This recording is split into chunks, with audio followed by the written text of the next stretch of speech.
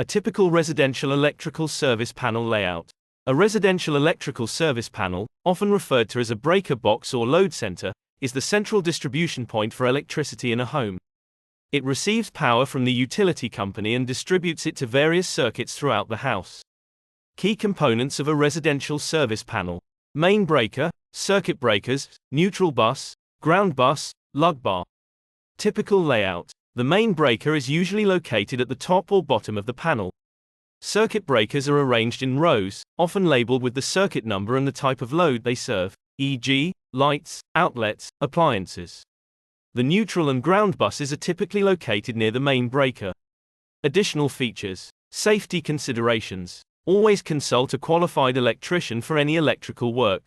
Never attempt to repair or modify your electrical panel yourself.